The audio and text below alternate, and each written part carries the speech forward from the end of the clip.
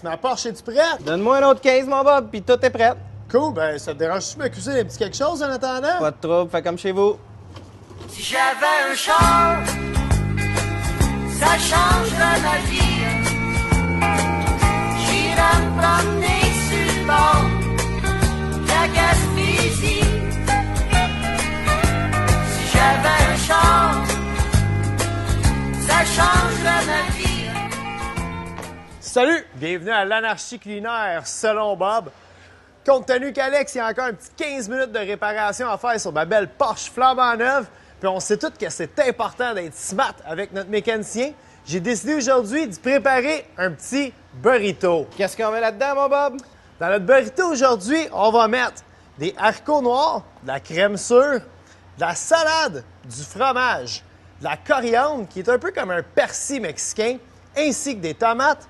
On a un restant de poulet de la veille, des oignons rouges, des poivrons jaunes. Puis même si je cuisine habituellement seulement avec du sel, aujourd'hui, on a une épice très spéciale, du cumin. Pas trop compliqué pour la recette d'aujourd'hui. On va commencer par mettre tous nos ingrédients dans le bol. Donc, on va commencer avec la laitue, les tomates, du fromage, puis notre coriandre. On va poursuivre avec notre poulet. Si vous n'avez pas de poulet à la maison, vous avez un restant de rôti de bœuf, ça va faire la job tout aussi bien.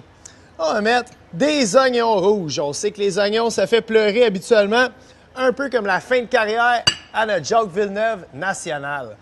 On va continuer avec le champion, on pourrait dire le Michael Schumacher des fruits et légumes, le poivron. Parce qu'on sait tous que le poivron contient 4 fois plus de vitamine C que dans un orange. On va rajouter un peu d'haricots noirs.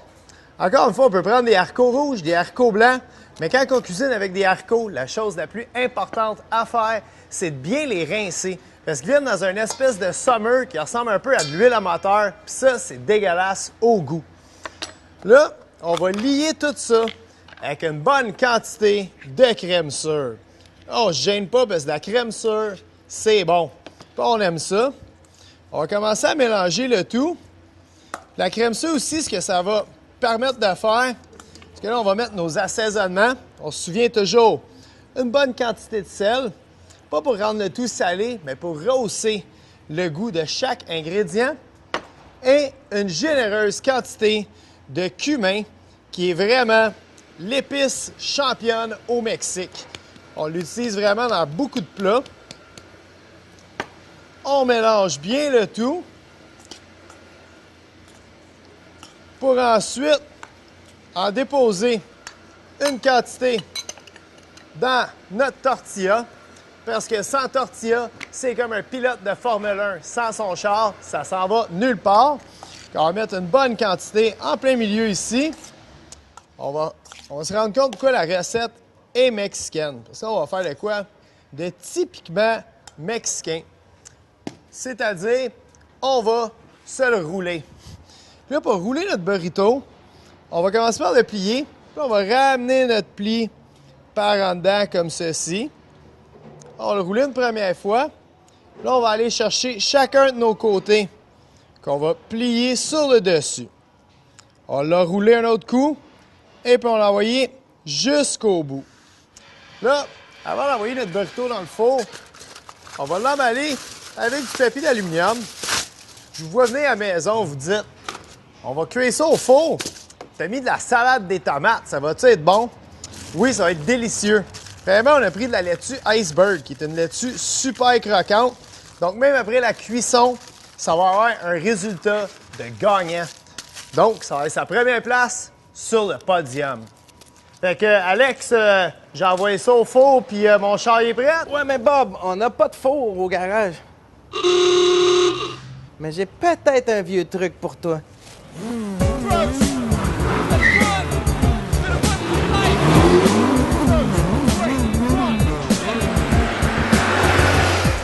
Yeah, on est maintenant rendu au circuit Gilles Villeneuve. Alex, on va faire cuire ça où, ces burritos-là? Il n'y a pas plus de four ici qu'au garage. Dans un séduisant four à piston de 3,6 litres. On va mettre ça en valise. Wow! On va utiliser communément appelé les runners d'intake qui devraient se tenir à l'entour de 125 degrés, ce qui devrait nous donner des succulents burritos. Ah ouais, on va mettre Vas-y, directement fort, ça mon sur le Bob. moteur. Juste là en haut. Choisis ton spot. J'en mets un là, puis si j'en mets genre un ici, c'est bon? C'est excellent. Ah ouais? Puis là, ça va prendre combien de temps à faire cuire ça? 2-3 tours de piste, on est en business. 2-3 tours de piste. Pff, let's go! Yeah, put the key in the ignition. First it sparked my transmission. I'm gear shifting, fast lane switching, trying to ditch him, escape. I got the briefcase full of paste, plus the microtape about the secret society snakes. Recordings, playing how they want to destroy the black man and take every. T'es en train de me dire que ça a vraiment cuit? Attention, Wow, si polac, c'est quand même plus chaud qu'on pense, ça. c'est 2-3 tours de piste. Taboire. Ah! Je vais te déballer le tien. Ouh, yes! J'ai hâte de goûter à ça. C'est la première fois. J'avais déjà entendu parler de cuisiner sur un moteur de char. Mais c'est vraiment la première fois que je le fais. En plus, une Porsche. Quoi Pourquoi de mieux? Ah, c'est vraiment chaud. Le fromage a vraiment tout bien fondu. Man, c'est carré. C'est aussi bon que si ça sortait d'un four fait en stainless steel. La moitié est en aluminium. Hey, cheers, Alex. Merci bien. Salut, Bob. Sur ce, bon Grand Prix à tous. Puis on se revoit dans pas long pour d'autres aventures à l'anarchie culinaire selon Bob. Si j'avais un char, j'en ferais ma maison.